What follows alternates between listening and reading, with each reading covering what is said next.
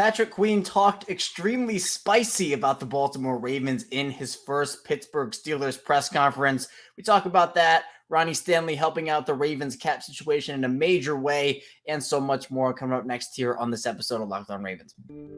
You are Locked On Ravens, your daily Baltimore Ravens podcast, part of the Locked On Podcast Network, your team every day.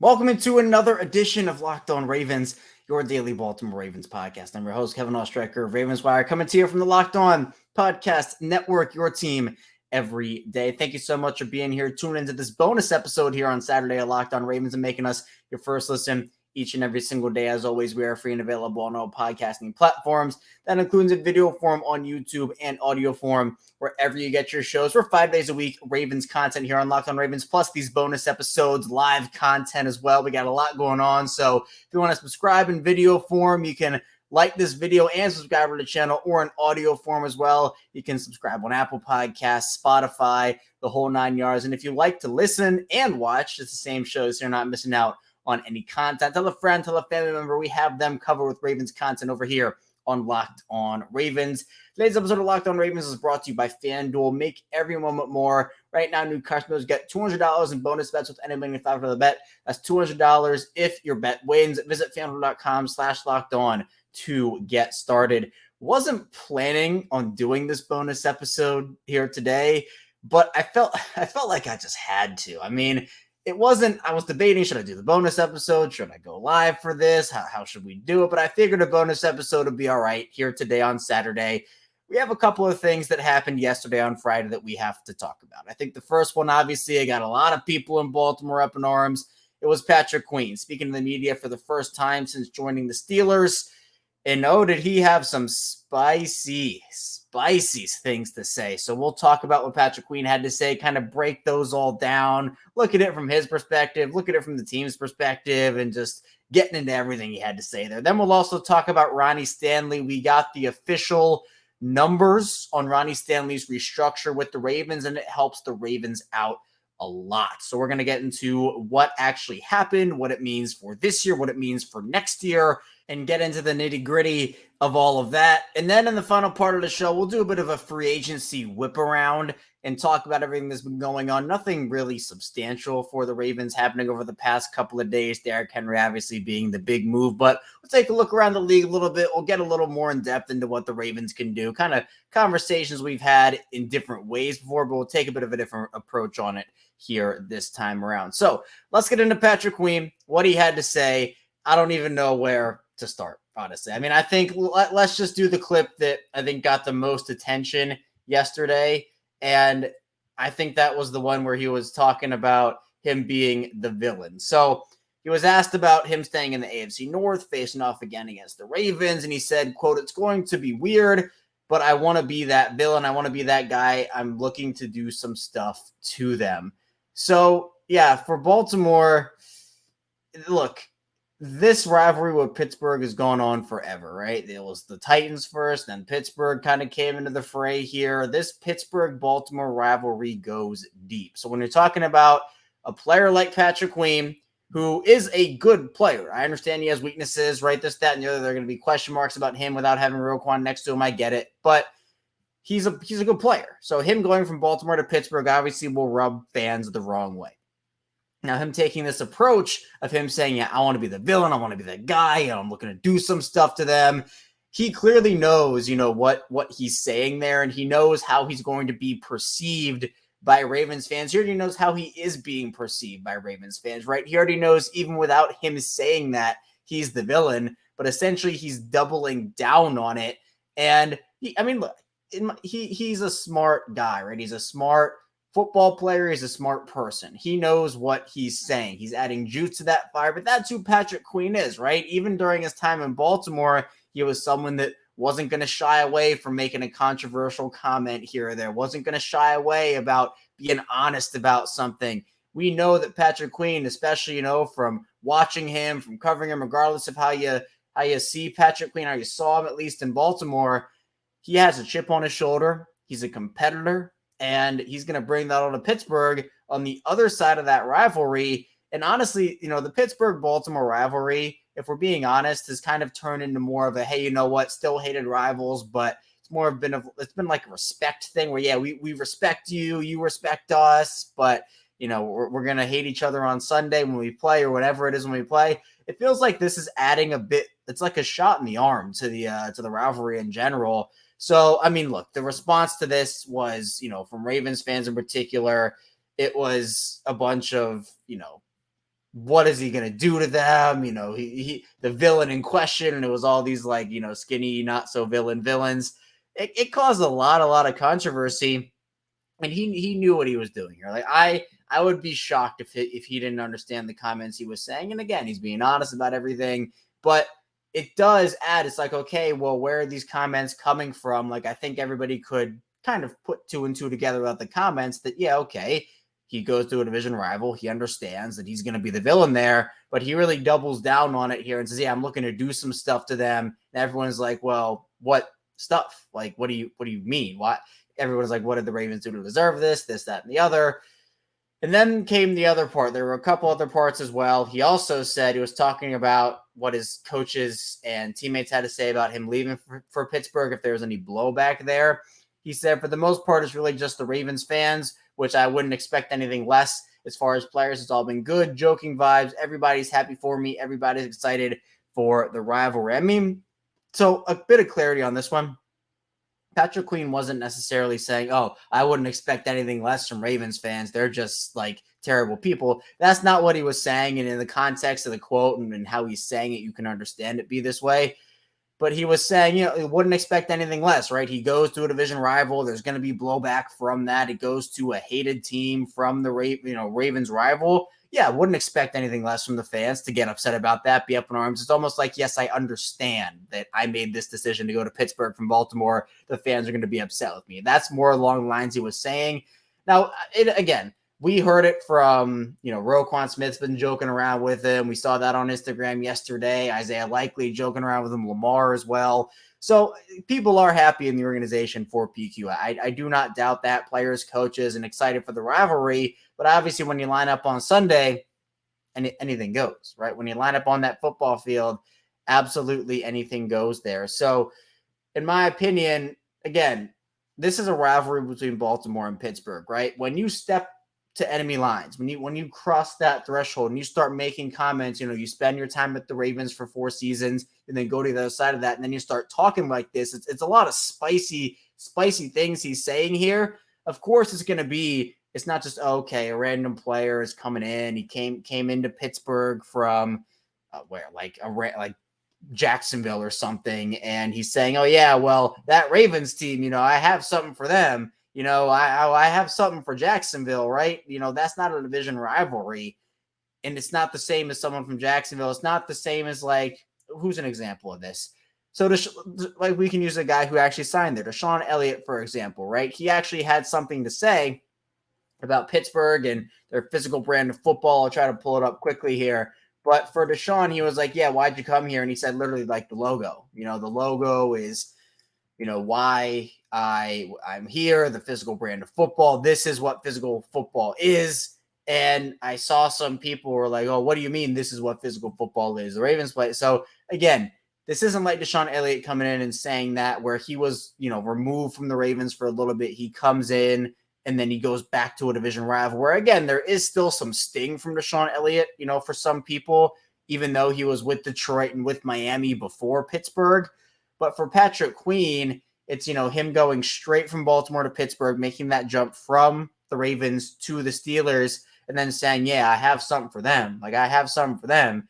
And Geno Stone, I think it was either Twitter or Instagram. I can't remember which one it was. But Geno Stone was talking about how, I can't remember exactly, but it was like him and Patrick Queen were like, this is what we've been talking about for years. Like, they didn't even offer us this, that, and the other. So I don't know exactly what that meant in terms of the context of the conversation and the comments. I haven't had a full shot to look over the whole thing yet. But is that saying, oh, the Ravens didn't offer Patrick Queen a contract or anything? And he's just like, all right, yeah, well, now I have something for you. I mean, you have to back up these words, right? If you're Patrick Queen, you are laying this all out on the line here. And we know how intense this rivalry with Baltimore and Pittsburgh already is. Is it to the level it was when it was, Big Ben and Hines Ward and Troy Polamalu, Ray Lewis, Ed Reed, et cetera, et cetera?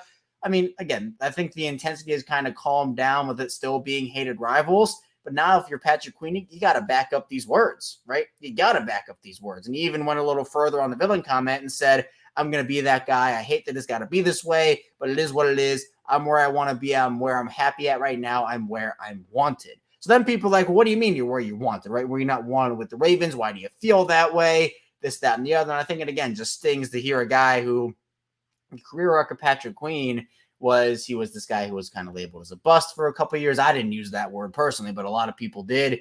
I was somebody who did believe in his career trajectory, but it was a lot of people using that word. Then he became one of the more beloved players in the organization. Then he goes to Pittsburgh. So it was like up and down and up and down and up and down.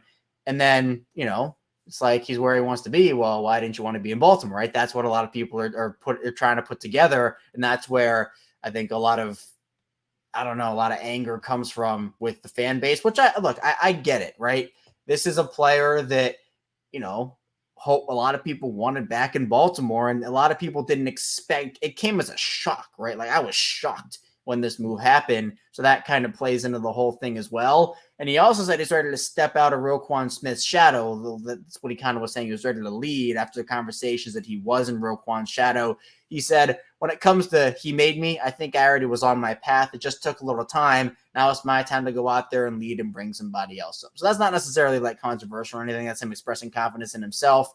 But he also was very complimentary to Roquan in his answer, saying that he helped a lot once he got there and this, that, and the other. But again, I do think it's, I'm going to be the villain of this rivalry now, when, again, it's like, I keep coming back to it where you now have to back this up, right? And everything you do in this rivalry now, everything you do in a Steelers uniform, Baltimore fans are going to be watching. Baltimore fans are going to be waiting at every opportunity to jump on you if this is what's happening.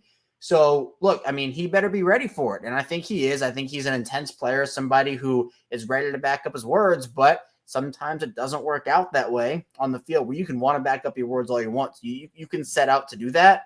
But, for example, a guy like Lamar Jackson or Derrick Henry might not let you do that when you talk about everything that comes with it. So very spicy comments from Patrick Queen, not necessarily something like that, I don't know. He's somebody where it wasn't necessarily shocking. I was expecting a comment here or there, just like maybe a slight little dig, but we really got like a ton of spicy comments from Patrick Queen there. So very interesting, the approach Patrick Queen took. I'm very interested to see how it plays out on the field with him in a Steelers uniform. And I think it very much so rekindled Ravens-Steelers rivalry, literally just because of this move. Only because of this move, honestly. But coming up, we'll talk about Ronnie Stanley a little bit, how he helped the cap and the official numbers on his restructure. Stay tuned, a lot to get to on Locked On Ravens.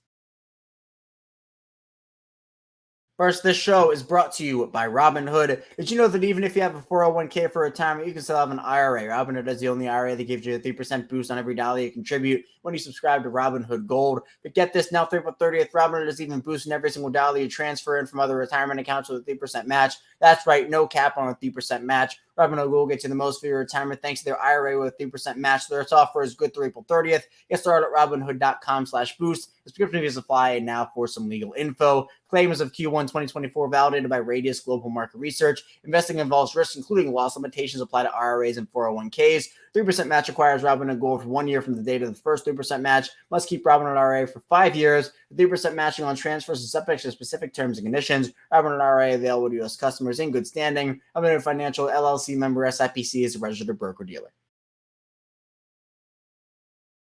We're back, our second segment of Locked On Ravens. Kevin Oestreicher still talking with you here on this Saturday. Really appreciate everybody for tuning in on your weekend. We talked about Patrick Queen and his very spicy comments to the Pittsburgh media in his first press conference as a Steeler. But now let's talk about the Ravens a little bit and Ronnie Stanley. Now, Stanley, we got the news a couple days ago. He was restructuring his contract. And we got the numbers. Brian McFarland, who we've had on this show before, Ravens salary cap expert, he has the numbers and was really, really impressed with what the Ravens did. And so we're going to talk and break it down a little bit as well. because I think for what he had to say, so we'll do the original details first here. So Brian says he still needs a couple more details, but Ronnie Stanley's revised deal now includes a 2024 salary of $3 million. That's down from $11 million. He doesn't know about the bonus and incentives, but his revised deal has actually removed his 2025 salary and replaced it with a void year. So that means Ronnie Stanley will be a free agent in 2025. Now, they've done this with Michael Pierce. I think they might have done it with Gus Edwards as well, where they'll essentially lower the cap hit for the year and then remove the other year of that deal to end up making it, just a free agent year a year early. So Michael Pierce, and it's different because an extension can actually help here, but there'll be $6.68 million in dead money in the 2024 cap, which would have been counted either way. I mean, that's not necessarily anything big. And the number will likely go up because the revised deal likely contains certain bonuses that will prorate over 2024 and 2025. But the $15 million cash that he was originally due here ends up being $3 million plus whatever bonuses. So essentially the long version, the short version of the long story is that Ronnie Stanley can earn this money back. It's mostly tied up in incentives though. So essentially Ronnie Stanley will be playing 2024 to prove his worth as he becomes a free agent in 2025. And maybe if, he has a healthy season, really great season, he can cash that in and make it really, really good. So the biggest takeaway here is that it's going to create cap space in 2024, but even though he wasn't likely to see the $20 million in cash in 2025, Stanley now has to show his best in 2024 to earn that in 2025 and beyond. And Sarah Ellison also listed off really, really great points on this, kind of going off of what Brian had to say. So takeaways from it were essentially it was more cap savings than if it was cut pre-June 1. So that's big. It's essentially half the cash he was expecting this year. That's all cut in half there. Now he can earn it back and then a little bit more with any different incentives that he has. And the downside for Baltimore is that the dead money for 2025 will go up by $1.5 million if not signed to an extension.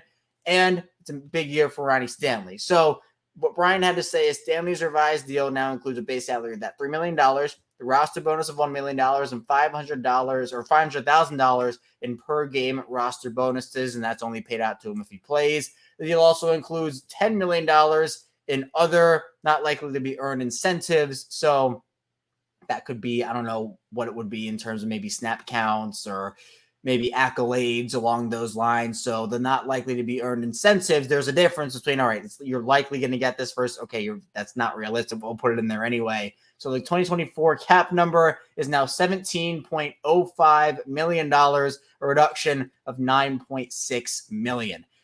Major shout. I mean, look, we've talked a lot about Ronnie Stanley on this show about, okay, how is it going to look and how has it looked with Ronnie Stanley recently? Injuries have taken their toll. We 100% know that. We saw glimpses of Ronnie Stanley, like the old Ronnie Stanley last year, but they came very far and few in between. For the most part, we saw him looking slow, getting beat off of the edge, injuries again with that knee he was dealing with, and of course, all kind of put into one is he had to be on a rotation where Patrick McCary came in and spelled them, and obviously for Morgan Moses, it was the same thing with Daniel Faalele. But Ronnie Stanley did the Ravens a really big solid here where, again, he's essentially taking a little bit of a pay cut because with those not likely to be earned incentives, I mean, you can technically earn those back if you're Ronnie Stanley, but again, as it literally says in the title there, it's not likely to be earned. So I think for him, he understands that, look, for him right now and for what his goals are, I'm sure he wants to win a Super Bowl, right? He also wants to earn money, right? I'm not saying that money is no longer a factor for him, but sometimes players do sacrifice like this. And for essentially, not all restructures mean pay cuts. And this doesn't mean, again, at the end of the day, it might not even mean a pay cut per se for Ronnie if he's able to earn all this stuff back. But regardless, it helps out in so many different ways. And I think it makes a lot of people feel a lot better about Ronnie on the roster this year, where I think his old cap number at about $26-ish million. Nobody, myself included, nobody was, I think, comfortable with him playing on that number based off of the injury history and the inconsistent play we saw from him and have seen from him over the past couple of seasons. So the fact that it's now reduced to right around $16 million, there's still ability for him to go and earn back incentives. So there is still stuff in it for him. But then he has the opportunity to maybe secure one more long-term contract as he goes and finishes out his NFL career, whenever that's going to be. You know, Ronnie, he's not like 35 or anything, right? He's still young relatively. He was a 2016 draft pick. But at the end of the day, for Ronnie, the Ravens were probably going to cut him after next year if there was no, honestly, if there was no restructure, they were probably going to cut him this year. But this gives an opportunity now where if there was a restructure to the point where, okay, you're pushing all that money into 2025, the Ravens probably cut him anyway. But now you have an opportunity where it's, oh, he's not a cap guy, and there's potential for an extension where, again, there's that like $1.5, $1.6 million in dead money coming after if there's no extension. If the Ravens extend him, it essentially gives the Ravens a little bit of incentive to extend him so they don't have that little bit of dead money on the books for next season. So I think it's a win for the Ravens, 100%. Certainly a win for Ronnie Stanley if he can earn those incentives. And again, major shout out to Ronnie for doing it, for Eric DeCosta and company for getting it done. It was much needed. And again, overall, my big takeaway is I think a lot of people just feel a lot more comfortable with Ronnie on the roster now as opposed to what he was going to be at his former cap number. The way that this contract is revised now, you know, you take out the 2025 year. I think a lot of people say, all right, you know what? Ronnie still has to play better, right? See, and we're not taking that away. It's not all of a sudden, no, he can play worse because his cap number is less. Of course, he still has to play to a high level. But at the end of the day, I think a lot of people are feeling a little better about it, all things considered, after the news of the restructure came out. Finally, we're going to get into, in the last part of the show, a bit of a free agency whip around. So we'll talk a little bit about what the Ravens have done, what they could do, look around the league a little bit, particularly the AFC North. Stay tuned, a lot to get to on Locked On Ravens. First, this show is sponsored by FanDuel. Say goodbye to busted brackets because FanDuel lets you bet on every game of the tourney. Whether you're betting on a big upset or a one seed, it's time to go dancing on America's #1 sportsbook. Right now, new customers get $200 in bonus bets if your first $5 bet wins. That's $200 to use on point spreads, money lines. You can even pick who's going to win it all. Hopefully, I have a little better luck than last year where I picked Purdue to win it all. And if you followed along with the tournament, they were out as the one seed, literally first round. So not very fun for me. This is FanDuel.com/locked on a bet on college hoops until they cut down the net. We are back. Our final segment of Locked On Ravens bonus style. Kevin Oestreicher still talking with you here on Saturday. Thank you as always for tuning in today and making Locked On Ravens your first listen each and every single day. You can subscribe to us, video form, audio form, the whole 9 yards. If you're enjoying the content, appreciate you tuning in. Appreciate you if you're an everyday who listen every single day. Of course, appreciate your continued support. If you're new here, welcome in to the channel or to the show. Again, you can follow along with us if you are enjoying the content. And if you want daily Ravens content 5 days per week, plus bonus content as well, even in the offseason, even in the down periods of the offseason. This is, well, I just finished up episode 1,205 consecutively yesterday. And obviously we have more live streams and bonus episodes to add on to that total as well. And if you're somewhere in the middle, thank you for your support as well. Let's talk a bit about a free agency whip around, just going throughout the league and diving in everything that happens. So again, for Baltimore, we'll just start there and then we'll kind of work our way out. The Ravens have, Derrick Henry's been the big free agent addition, which I think I do like the move. I thought it was a good value. We can have the conversation if you want about, well, should they spend money on running backs based off of the previous history or recent history, I guess I'll call it, of running backs in that position not being valued at all. Again, I wouldn't have given out a Saquon contract that he got from the Eagles or a Josh Jacobs contract that he got from the Packers, but 2 years, $16 million, they can go up to 20 for Derrick Henry. I'm totally okay with that, for being honest. Still one of the best running backs in the league, and to get him at the same price that Tony Pollard goes for, that DeAndre Swift goes for, I'm okay with that. The other guys that they've added have only been, I guess, re-signing. So Justin Madubuike, Nelson Aguilar, Malik Harrison, Brent Urban. They've lost a lot of guys too, obviously. Patrick Queen, Geno Stone, Ronald Darby, Devin Duvernay. And the hits kind of kept coming for a while where they just kept losing a bunch of guys, where they've lost about 8 or so players right now. But again, I think the big guys are Patrick Queen, Geno Stone, and Ronald Darby. We're going to see what happens with Jadeveon Clowney. Seems like Carolina's now out of that because they signed 2 pass rushers after he visited, but Clowney's also slated to visit the New York Jets. So he would obviously Join John Simpson over there, who the Ravens also lost, and Morgan Moses, who the Ravens traded over there for, well, I guess for the absolute honor of moving up 22 spots in the 4th round and then getting a 6th round pick on top of that. Now in the AFC North, obviously, we'll start with Pittsburgh because that's where we started off the show with Patrick Queen and his very spicy comments about being the villain. Well, he'll be the villain with Deshaun Elliott, another former Raven over there in Pittsburgh. And for those who forgot, Jeremiah Moon also got claimed from Pittsburgh there. So we're going to see what happens. The Steelers actually just traded Kenny Pickett to the Eagles yesterday. So Pickett apparently did not receive the Russell Wilson news very well, and that's why he is out of there. But other than that, Pittsburgh traded away Deontay Johnson. He's now out of the division. He's in Carolina now. Dante Jackson, who I actually like. I like Dante Jackson, but Dante Jackson comes in there. Cincinnati, I don't love their offseason, personally. They lose DJ Reader, who gave the Ravens offensive line fits, gives every offensive line fits. And they haven't necessarily replaced them. I mean, Sheldon Rankins they brought in, but I would have, even if DJ Reader is going to miss, half the year, I'd rather have DJ Reader personally. They also brought in Geno Stone. They brought back Von Bell. I don't really know what their direction is right now. The offensive line, they lost Jonah Williams of the Arizona Cardinals. So there are rumors they're going to bring in Mekhi Becton and Tier Tart, but those aren't necessarily needle-moving moves for me. Plus, they swapped out Joe Mixon for Zach Moss, and even though Zach Moss had a good game against the Ravens last year, I personally still think Joe Mixon is the better back, even though Joe Mixon didn't really have a ton of success for the most part against the Ravens over the course of his career. Cleveland acquired Jerry Jeudy from the Broncos. That was kind of the big move they made. They also have brought in a couple of pieces around the edges here, brought back some of their own guys as well. But I think Cleveland, they're going to be banking on the return of Nick Chubb and a lot of their other injured guys. So obviously they also brought in Jameis Winston to be their backup quarterback. Joe Flacco goes to the Colts. So that was an interesting one. The Eagles continue to make a bunch of moves. The Chargers restructure a lot of guys, and they also trade away Keenan Allen to the Chicago Bears for only a 4th round pick, but that contract's a big one. There have been rumblings of Stephon Diggs, which again, if you want to maybe talk about, Stephon Diggs always seems to tweet out cryptic things, and this time he said ready for whatever, and obviously everybody, he's getting traded. Where's he going? Where's he going? It doesn't seem like Stephon Diggs is long for Buffalo, for being honest. I don't know if anything happens this offseason, but it definitely feels like, just with all the drama that happens every offseason, it feels like his time in Buffalo is slowly but surely running its course, and I don't expect it to go on for too much longer, maybe a couple seasons max. But, we can talk about that if we ever cross that bridge.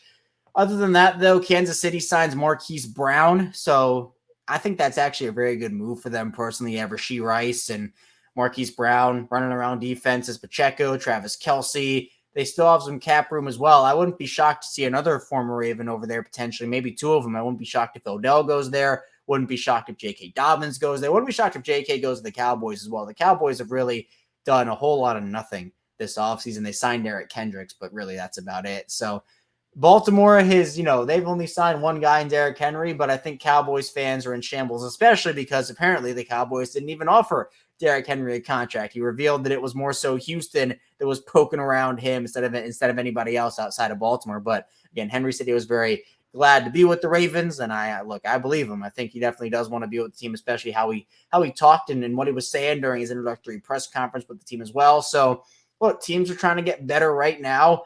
We see Jacksonville making all these moves. They just signed Eric Armstead from the 49ers. So the AFC is going to be a dogfight this year, much like it was last year. We saw a couple of really good teams not make the playoffs last season. So the Ravens have to be able to recover. And again, free agency is a long process for Baltimore, right? They don't always go and they don't spend $75 million in the first 2 days or week of free agency. It doesn't happen that way. The Ravens got a key contributor during the year. Week 3, they signed Kyle Van Noy. So they still have some guys they can re-sign. They still have some guys they can bring in, maybe a trade potentially. And again, if anything happens, we'll be going live on Locked On Ravens for the big news and covering all the little moves as well on the show. So I appreciate everybody for tuning in to this bonus edition of Locked On Ravens today. Again, be sure to subscribe to the channel, video form, audio form, however you want to watch or listen. Really appreciate you taking the time and going on this journey with me continuously, covering and talking Ravens football. I'll be right back here, maybe tomorrow, maybe definitely Monday, but whenever the Ravens make a move. So if they make a move either later today or tomorrow, I'll be going live to talk about it. But if not, our regularly scheduled programming will be on Monday. We'll continue talking about free agency and get into another mock draft Monday. Stay tuned. I'll see you right back here soon on Locked On Ravens.